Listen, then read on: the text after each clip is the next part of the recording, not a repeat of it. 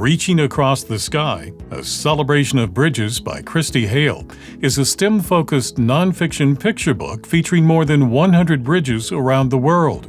It traces the evolution of many types of bridges and explores the many benefits bridges bring to our lives. Hi, I'm Dan Skinner, and welcome to the Kids Bookshelf. Christy Hale is an author, illustrator, art director, designer, and educator. She's the creator of many award-winning books for young readers, including Dreaming Up, A Celebration of Building, Copycat, Nature-Inspired Design Around the World, and Water Land, Land and Water Forms Around the World, just to name a few. Christy, welcome to the Kids Bookshelf. Thank you so much for having me, Dan. It's very nice to be in conversation with you.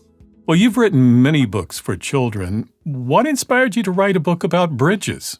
I had a family trip in 2011, so a while back, and we were on the Tower Bridge of London, and there's a fabulous exhibit on the history of bridges, and it just lodged in my mind. And of course, so many of us, when we think of bridges, think about the intersection of creativity and engineering, and bridges evoke awe. But what really struck me was just the physical importance of bridges in society, how bridges solve problems, and bridges connect us to resources, to other people.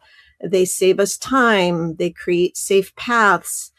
There are just so many ways that physical bridges are important. And I want to talk to you more about that in just a bit. But just a couple quick details. This is a picture book, so for what ages are you recommending the book?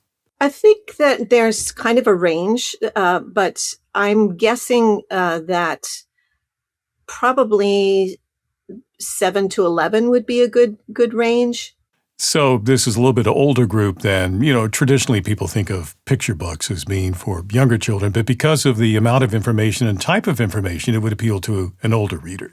I think so. There's many classrooms that study bridges in third grade. It's probably there's studies beyond that, but yes, this book can be read at kind of a earlier level. There's larger text that's simple to read to younger children, and then there's a lot of additional text that gives additional information. Well, give us an overview of what readers are going to find here in this book. There will be sort of a basic understanding of what bridges do, the way that they overcome obstacles, they make connections across cities, states, countries, even continents. They bring us things we need. They create safe paths. They make it so that we can get to the places we need to go, have access to healthcare, to school, to markets. They make life easier. They're helping hands. Bridges open us up to adventures too. They connect us to other people. So all that is in the book. And then additionally, there's quite a bit of extra, what we call back matter in the book, where I talk about the many different kinds of bridges and how those are engineered, giving examples. And I also talk about different materials and how the materials that people have developed over time have allowed longer bridge spans. There's definitions, there's example of different parts of the bridges. So there's quite a bit. And then there's other source material. Christy, before we talk more about the book, would you read a small portion of it for us to give us a taste of what readers are going to find here? Sure. Bridges close gaps, connecting us to people, land, and resources. Bridges open possibilities for new adventures. Bridges are wings lifting to the sky, spanning distances across the world. What I found fascinating, as you've already discussed, it does go into some of the mechanics and engineering of bridges, different types of bridges, but more importantly, you point out how it has this impact on not only individuals, but societies and bringing communities together, et cetera. So they perform a much more sort of basic yet wide-ranging function than more people might think. Yes, and I think that's so important. Bridges have allowed people who were geographically separated to connect with one another, and that can create tolerance of other people, a more sense of community. There's a lot that connection allows once you can get from one side of the gap to the other side of the gap. There are a lot of different types of bridges here, some I didn't even think of. Can you give us an idea of sort of the type of bridges and different types of bridges that people maybe don't think about? Well, probably the most basic bridge that we think of was inspired by a fallen log, and that is a beam bridge that just is a length of wood or something across two end supports. There's, of course, stone bridges, and those can be stepping stone bridges. They can be piled up stones, like the tar steps, a medieval bridge.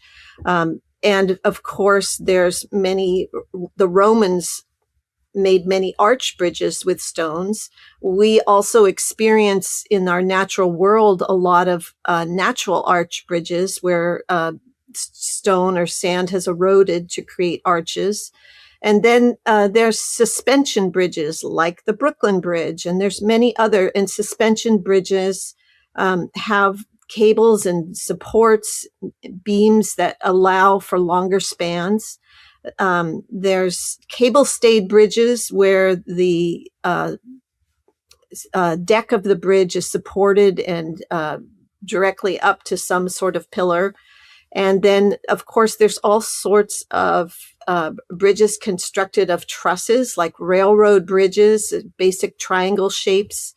There's lots of movable bridges, many different types of movable bridges. It's fascinating, the ingenuity of engineers that figure out, how to keep traffic flowing and open and close bridges, fold, lift, all sorts of things. So there's a world of bridge design. The book is for children, but as an adult, I learned new things about bridges that I did not know. Well, thank you.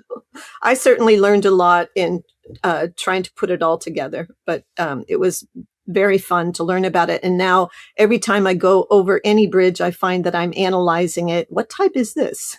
So, what new appreciation of bridges do you hope kids will take away from this book?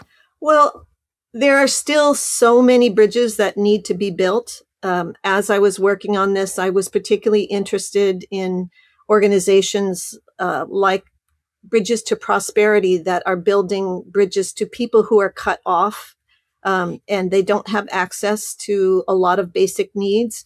So there's still so many bridges that need to be built. There's older bridges need repair, and just changing conditions in the environment mean that future bridges are going to have to, account for all the intensifying conditions. So I hope that there's some young builders that will be inspired to close gaps and open opportunities for other people.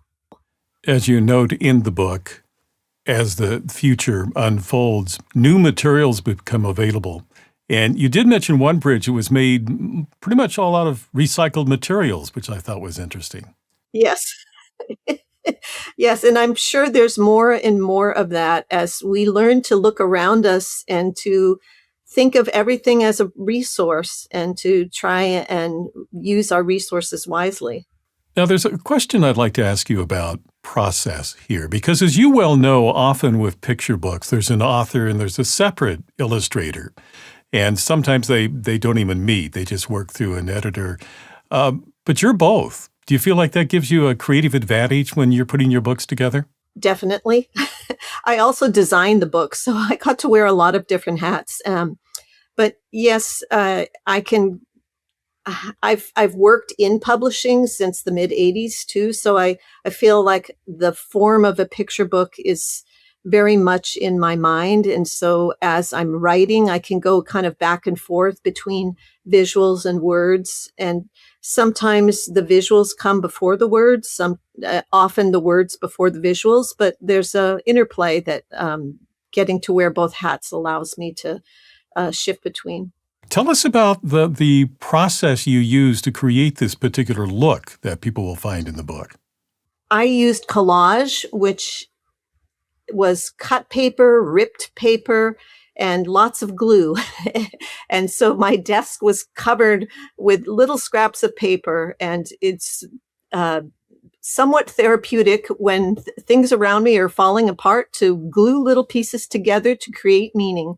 But my hope was that because bridges are sort of this dialogue between the natural world and the human-made world, that cutting for sharp edges and ripping for soft ones would get at that interplay of the geometric and the organic. Well, what's next for you? I'm in development mode right now, and I always have many ideas. As I mentioned, the seed of this started in 2011. So I have lots of half-baked ideas that I'm nudging along. Some of them might be nonfiction, some fiction. Development mode. It's what I can say for now. Do you plan to continue to do more books that are sort of along that STEM line to help kids be engaged in the world in that way? Well, I'm very interested in form and structure. A lot of other books that I've done in one way or another, even in the writing, I'm interested in structure. It might be poetry. So something that fascinates me, but I haven't figured out how to get at it yet, is urban design. But it's a massive topic. So, yes, I because it's always of interest to me, I'm sure that I will, one way or another, keep working to bring that into the form of a picture book. Well, this picture book is Reaching Across the Sky, a celebration of bridges, written and illustrated by Christy Hale. Christy, thank you for talking with me today. Thank you, Dan. This was a pleasure. If you'd like to purchase Reaching Across the Sky, I've placed a link for you in the description below. If you enjoyed this conversation, please subscribe, like, and click on the bell so you know when I post new interviews. Meanwhile, here are 2 more books you might find interesting. Well, thank you for watching this edition of the Kids Bookshelf. I'm Dan Skinner. Until next time, keep sharing the gift of reading.